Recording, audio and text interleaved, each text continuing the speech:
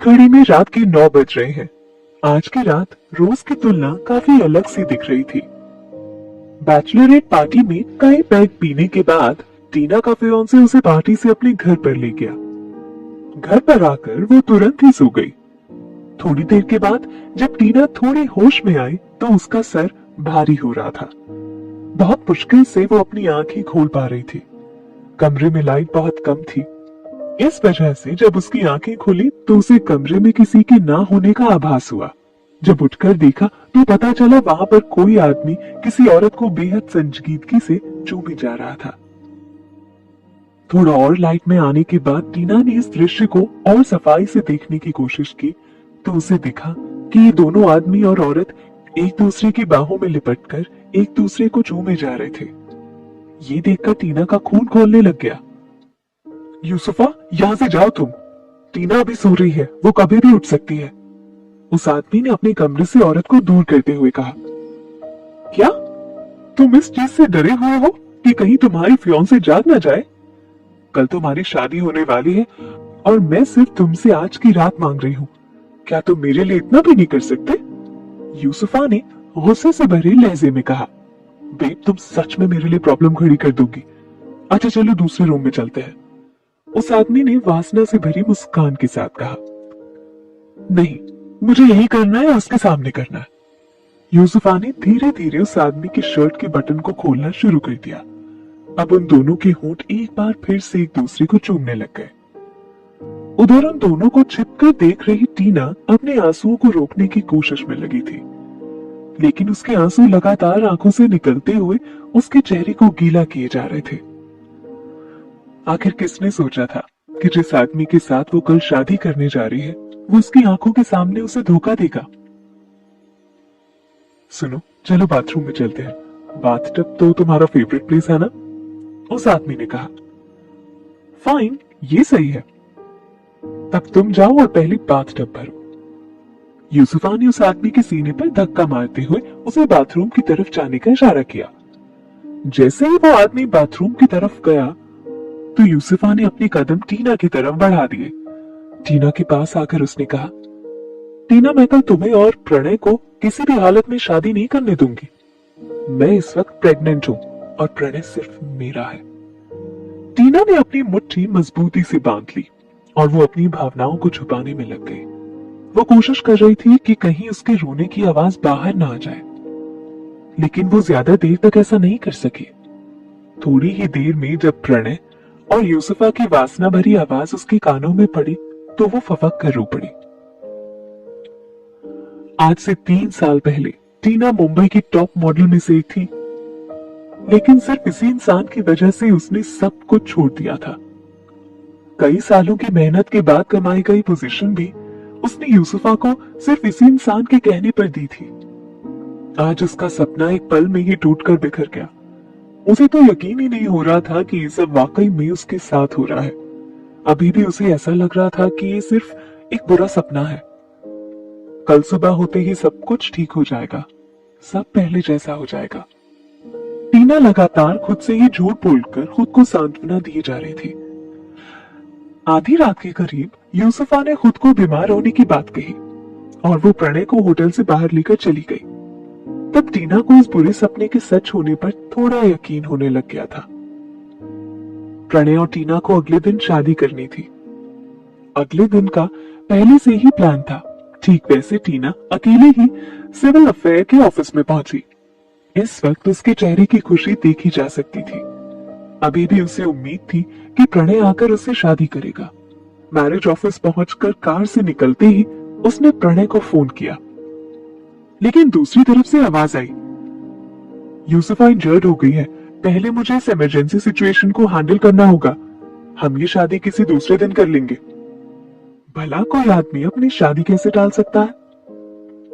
अब कोई दूसरा दिन नहीं आने वाला था, ये टीना को समझ आ गया था। टीना वापस जाने के लिए तैयार होने लगी। उसने अपनी आंखों के आंसू को काले चश्मे से छिपा लिया। वो जाने के लिए मुड़ी ही थी कि उसकी नजर एक लंबे कद के शख्स पर पड़ी। उसने डार्क ब्लू कलर का सूट पहन रखा था। सूट के सामने की जेब से निकला वाइन कलर का स्कार्फ उसकी खूबसूरती को और बढ़ा रहा था। इसके नीचे उसने जो भूरे रंग के फॉर्मल शूज पहन रखे थे, जिस पर वो सूरज की रोशनी पड़ने से और ज्यादा चमक रहे थे। ये आदमी अपनी पर्सनालिटी से एक नजर में ही किसी का भी दिल जीत सकता था। उसने अपनी आंखों पर चश्मा भी चढ़ा रखा था। उसके चेहरे का गठन और बेहद खूबसूरत होंठ किसी भी औरत के होश उड़ाने के लिए काफी थे। टीना ने इस शख्स को देखते ही पहचान लिया। ये आरआर एंटरटेनमेंट के सीईओ रणविजय रावत थे। पहले जब वो काफी फेमस मॉडल थी, तब उनसे एक बार मुलाकात भी हुई थी। आज इनकी भी शादी हो रही है क्या? टीना के मन में ये सवाल उठने लगा। प्रेसिडेंट मेसी रोई समय पर नहीं पहुंच सकी हैं। वो 10 मिनट की देरी से आएंगी। उनके असिस्टेंट ने रणविजय को इन्फॉर्म किया। रोई की फैमिली वालों के पास फोन करो और उनसे कहो कि अगर वो शादी में भी समय पर नहीं आ सकते तो फिर वो बाद में आकर मुझे परेशान ना करें, रणविजय ने अपनी असिस्टेंट से कहा। लेकिन चेयरमैन ने कहा है कि आपका आज के दिन ही शादी करना जरूरी है, चाहे कुछ भी हो जाए। चाहे आप किसी से भी शादी करें, उन्हें इससे कोई फर्क नहीं पड़ता, लेकिन शादी तो आज ही करनी होगी। असिस्टेंट ने तुरंत ही जवाब दिया। अच्छा, तो तब तुम कहीं से भी एक लड़की लेकर आओ, मैं तुम्हें आधे घंटे का वक्त देता हूं। उस व्यक्ति ने अपने असिस्टेंट को ऑर्डर दिया। ओह, तो ये भी मेरे जैसी हालत से गुजर रहा है। भले इसकी कंडीशन कुछ अलग है। अब टीना को सारा माजरा समझ आने लगा था। रणविजय बहुत ही पावरफुल व्यक्ति था। वो आसानी से किसी भी औरत से शादी कर सकता है। उसके लिए प्यार कोई मायने नहीं रखता है। वो शादी सिर्फ इसलिए करना चाहता है क्योंकि उसके घर वाले उसको शादी के लिए फोर्स कर रहे थे। अचानक ही टीना के दिमाग में एक आइडिया आया। उसने अपना चश्मा उतारा और फिर उस व्यक्ति की तरफ बढ़ने लगी। टीना ने उससे जाकर सीधे ही कहा, रणविजय, आपकी दुल्हन यहाँ पर नहीं पहुंची और मेरा दूल्हा शादी से भाग गया। क्या हम दोनों आपस में शादी कर सकते हैं? रणविजय के असिस्टेंट को विश्वास नहीं हो रहा था। कोई भी औरत आखिर इतनी बोल्ड कैसे हो सकती है? टीना उन दोनों के सामने पूरे आत्मविश्वास से खड़ी थी।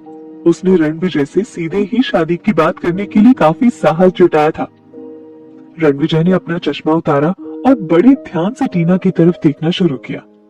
टीना भी रणविजय की हल्की भूरी आंखों में नजर गड़ाए खड़ी रही। कुछ पलों तक टीना को यूं ही निहारने के बाद उन्होंने अपने असिस्टेंट से कहा, मुझे इस लड़की की सारी डिटेल ला कर दो। बिल्कुल। रणविजय का असिस्टेंट पहले से ही जानता था कि टीना कौन थी। उसने जल्दी से अपना फोन निकाला और फिर उसने टीना को सर्च करके फटाफट अपने बॉस को सारी इंफॉर्मेशन दे दी। 2 मिनट तक फोन में देखने के बाद रणविजय ने सिर्फ एक ही लफ्ज में अपना फैसला सुना दिया, ओके। रणविजय से मिलना टीना की लाइफ की सबसे अच्छी घटना थी। वो खुद को आज दुनिया की सबसे लकी वुमन मान रही थी। उस व्यक्ति के पास किसी भी औरत को इस्तेमाल करने का कोई कारण नहीं था। वो जिसे चाहे उसे पा सकता है, जैसी औरत के साथ चाहे उसके साथ सो सकता है। उसके पास औरतों की कोई कमी नहीं थी। ऐसे में उसने टीना से बिना किसी स्वार्थ के ही शादी की थी। कुल मिलाकर उसने रणविजय से इसलिए शादी की थी क्योंकि वो प्रणय गुलाटी को उसकी गलती का एहसास कराना चाहती थी। इन दोनों की शादी बहुत जल्दी ही हो गई। मात्र आधे घंटे के भीतर ही टीना के हाथों में उसका शादी का सर्टिफिकेट आ गया। अब से वो एक शादीशुदा औरत बन चुकी थी। रणविजय, क्या मैं आपसे कुछ कह सकती हूँ? टीना ने कहा। गाड़ी में बैठो, रणविजय ने गाड़ी की तरफ इशारा करते हुए कहा। रणविजय जैसे ही रजिस्ट्रेशन हॉल से बाहर आया, उसने फिर से अपनी आंखों पर चश्मा चढ़ा लिया। टीना ठीक उसके पीछे पीछे चलने लगी। बाहर खड़े रोल्स रॉयस में बैठने के बाद टीना ने शर्माते हुए रणविजय की तरफ देखा और कहा, मुझसे शादी करने के लिए आपको थैंक यू सो मच। अगर आपको इसके बदले में कुछ भी चाहिए हो तो प्लीज मुझे बताना। मैं आपके लिए कुछ भी करने को तैयार हूँ। लेकिन मेरी आपसे सिर्फ 2 ही रिक्वेस्ट हैं। मुझे यकीन है कि आप जरूर मानेंगे। बोलो, रणविजय ने अपने कॉलर को ढीला करते हुए थकान भरी आवाज में कहा। पहला, जब तक कि आपकी कोई मजबूरी ना हो आप हमारे इस रिश्ते को छुपाकर रखेंगे। और दूसरा कि मेरे पर्सनल मामलों में आप कोई भी इंटरफेयर नहीं करेंगे। हाँ, लेकिन आपको चिंता करने की कोई जरूरत नहीं है। अब हमारी शादी हो चुकी है तो मैं किसी और मर्द के करीब भी नहीं आऊंगी। टीना की रिक्वेस्ट को सुनने के बाद रणविजय ने चेहरे पर हल्की बनावटी मुस्कान लाते हुए कहा, मैं वादा करता हूं, लेकिन मैं तुम्हें थोड़ा टाइम दे रहा हूं जिससे कि तुम अपने पास्ट से बाहर आ सको। जब तक हम इसे एक ट्रायल मैरिज की तरह रखेंगे और जब 6 महीने बाद तुम पूरी तरह से तैयार हो जाओगी, मैं इस शादी को पब्लिकली अनाउंस कर दूंगा। थैंक यू, टीना ने अपना सर हाँ में हिलाते हुए कहा। और हाँ, शादीशुदा लोग अलग अलग रहे ये मुझे थोड़ा ठीक नहीं लगता है, इसके लिए मैं तुम्हें 3 दिन का टाइम दे रहा हूं। तब तक तुम अपना सारा सामान लाकर मेरे घर पर शिफ्ट हो जाओ। मेरा असिस्टेंट तुम्हारे साथ ही रहेगा, वो तुम्हारी मदद भी कर देगा। टीना को इसमें कोई प्रॉब्लम नहीं थी, क्योंकि अब दोनों शादीशुदा थे तो उनका साथ रहना जरूरी भी था। इसलिए उसने बिना किसी ना नुकुर के अपना सिर हाँ में हिलाते हुए कहा, I am okay with it. Good. इन 2 शर्तों पर सहमति बनने के बाद टीना रणविजय की कार से बाहर निकलकर वहां से चली गई। टीना के जाने के बाद रणविजय के असिस्टेंट ने कार में आगे की सीट पर बैठते हुए ही शीशे में देखते हुए रणविजय से पूछा, सर अब हम ऑफिस चले या बंगले पर वापस जाकर चेयरमैन को ये न्यूज देंगे? टीना पर नजर रखो, मुझे इसके हर मूव की रिपोर्ट चाहिए। रणविजय ने अपने असिस्टेंट को ऑर्डर दिया और फिर कार में बाहर निकल गए। अचानक से उस लड़की का शादी करने के लिए पूछना कुछ ना कुछ तो जरूर हुआ होगा। रणविजय के दिमाग में इस तरह का सवाल घूमे जा रहा था। एक इंटरनेशनल एंटरटेनमेंट एजेंसी के सीईओ से बेशक उसने टीना के बारे में पहले से ही सुना था। एक समय में वो इस इंडस्ट्री की फेमस मॉडल थी। 3 साल पहले अचानक ही उसने top entertainment agency star king का एक ऑफर ठुकरा दिया, जिसकी वजह से उसे ब्लैक लिस्ट भी कर दिया गया था। उसी समय उसने पीजी ग्रुप कंपनी को ज्वाइन करने का ऐलान किया और फिर इस कंपनी की बॉस प्रणय गुलाटी के साथ उसके रिलेशन को लेकर काफी खबरें भी सुनने को आई थी।